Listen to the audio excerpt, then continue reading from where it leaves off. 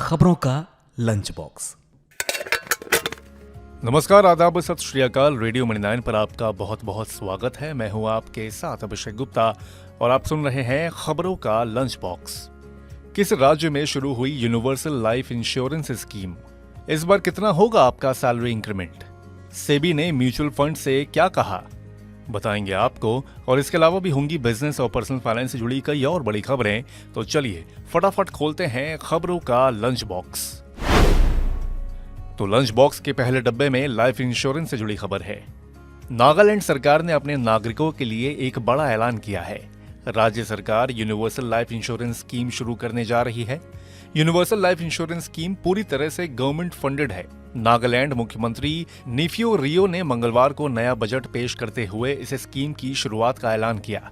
उन्होंने बजट के साथ कॉम्प्रिहेंसिव स्कीम का ऐलान करते हुए कहा कि fully funded universal life insurance scheme परिवार में मुखिया की असमय मौत हो जाने की सिचुएशन में उसके परिवार को फाइनेंशियल सिक्योरिटी देगी। वहीं परिवार के 3 अन्य लोगों को सरकार की ओर से एक्सीडेंटल इंश्योरेंस कवरेज का लाभ भी मिलेगा। इस स्कीम का फायदा नागालैंड के सभी परिवारों को मिलेगा। खोलते हैं लंच बॉक्स का अगला डब्बा। इस साल जॉब कर रहे लोगों की सैलरी में औसतन 10% का इंक्रीमेंट हो सकता है। ये कहना है कंसल्टेंसी फर्म मर्सर की टोटल रेम्यूनरेशन सर्वे नाम की एक रिपोर्ट का। सर्वे में मर्सर ने बताया कि 2024 में कॉरपोरेट जगत औसतन सैलरी 10% बढ़ा सकती है, जबकि 2023 में 9.5% सैलरी बढ़ोतरी हुई थी। रिपोर्ट में कहा गया है कि आर्थिक मोर्चे पर भारत के मजबूत प्रदर्शन के चलते ये ट्रेंड नजर आ रहा है। सर्वे के मुताबिक भारत में ऑटोमोबाइल, मैन्युफैक्चरिंग, इंजीनियरिंग और लाइफ साइंसेज में काम करने वाले कर्मचारियों की सबसे ज्यादा वेतन बढ़ोतरी देखने को मिल सकती है। ये सर्वे मई से अगस्त 2023 के बीच किया गया था, जिसमें 21 लाख एम्प्लॉयज का रिप्रेजेंटेशन करने वाले 6000 जॉब रोल्स को लेकर 1474 कंपनियों से डेटा जुटाया गया है।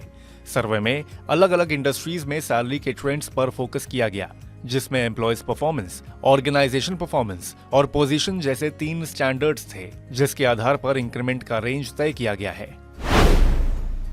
SBI रिसर्चर्स का कहना है कि 2022-23 में भारत की गरीबी दर घटकर 4.5 से 5% हो गई है। New house hold consumption expenditure survey data के अनुसार ग्रामीण गरीबी 2011-12 की 25.7% से घटकर 7.2% हो गई और शहरी गरीबी एक दशक पहले की अवधि से घटकर 4.6% हो गई। SBI रिसर्च के अनुसार ग्रामीण क्षेत्रों के लिए आवश्यक नई गरीबी रेखा या कंजम्पशन का बेसिक लेवल 1622 रुपए और शहरी क्षेत्रों के लिए 1929 रुपए था।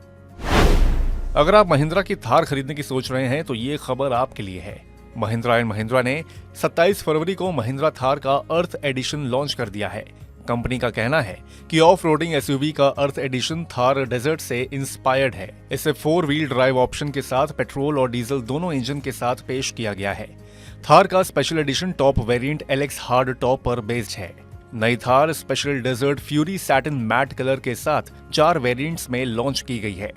इसकी एक्स शोरूम कीमत 15,40,000 रुपए से 17,60,000 रुपए के बीच है। भारत में इसका मुकाबला फोर्स की गुरखा और मारुति सुजुकी की जिम्नी से है। खोलते हैं लंच बॉक्स का अगला डब्बा। सुप्रीम कोर्ट ने मंगलवार को बाबा रामदेव की कंपनी पतंजलि आयुर्वेद के गुमराह करने वाले दवा विज्ञापनों पर रोक लगा दी है। दरअसल कोर्ट ने पिछले साल कंपनी को ऐसे विज्ञापन नहीं देने का आदेश दिया था। कंपनी ने इसे नजरअंदाज किया। इस पर कोर्ट ने कंपनी और मैनेजिंग डायरेक्टर आचार्य बालकृष्ण को अवमानना नोटिस जारी किया है। सुप्रीम कोर्ट के फैसले पर पतंजलि की ओर से कहा गया, हम सुप्रीम कोर्ट के आदेश का इंतजार कर रहे हैं, उनके निर्देशों का पालन करेंगे। Supreme court Indian medical association यानी कि IMA की ओर से 17 अगस्त 2022 को दायर की गई याचिका पर सुनवाई कर रही थी। इसमें कहा गया है कि पतंजलि ने कोविड वैक्सीनेशन और एलोपैथी के खिलाफ निगेटिव प्रचार किया। वहीं खुद की आयुर्वेदिक दवाओं से कुछ बीमारियों के इलाज का झूठा दावा किया है। केस की अगली सुनवाई 19 मार्च को होगी। अब लंच बॉक्स के अगले डब्बे में नौकरी से जुड़ी खबर है।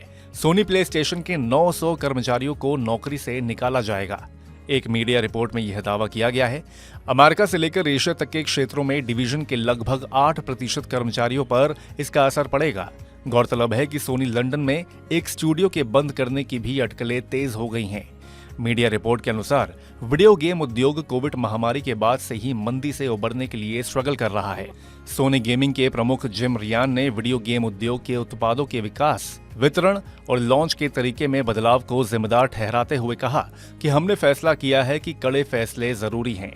गौरतलब है कि जिम रियान मार्च में रिटायर्ड होने वाले हैं। इसी के साथ हम लोग आ गए हैं लंच बॉक्स के आखिरी डब्बे में। स्मॉल कैप और मिड कैप फंड्स में निवेश से जुड़े रिस्क को लेकर शेयर बाजार के रेगुलेटर सेबी ने म्यूचुअल फंड से कहा है कि वो इन फंड्स में निवेश से जुड़े रिस्क को लेकर निवेशकों के साथ ज्यादा से ज्यादा जानकारी साझा करें। दरअसल हाल के वर्षों में स्मॉल कैप और मिड कैप फंड्स में निवेशकों की ओर से भारी भरकम निवेश देखने को मिला है और यही सेबी की चिंता की वजह है। सेबी को इस बात का डर है कि अगर शेयर बाजार में तेज गिरावट आई तो स्मॉल कैप और मिड कैप फंड्स कैसे बिहेव करेंगे। तो इसी के साथ बंद करते हैं खबरों के लंच बॉक्स को। उम्मीद है कि इसमें पेश की गई खबरें आपको पसंद आई होंगी। अगर ऐसा है तो हमें कमेंट करके जरूर बताएं। बाकी बिजनेस, पर्सनल फाइनेंस और कॉर्पोरेट जगत से जुड़ी और खबरों के लिए सुनते रहिए रेडियो मनी 9 और डाउनलोड कर लीजिए हमारे मनी 9 ऐप को। हमेशा की तरह मैं हूं आपके साथ अभिषेक गुप्ता। अभी लेता हूं विदा। धन्यवाद। खबरों का लंच बॉक्स।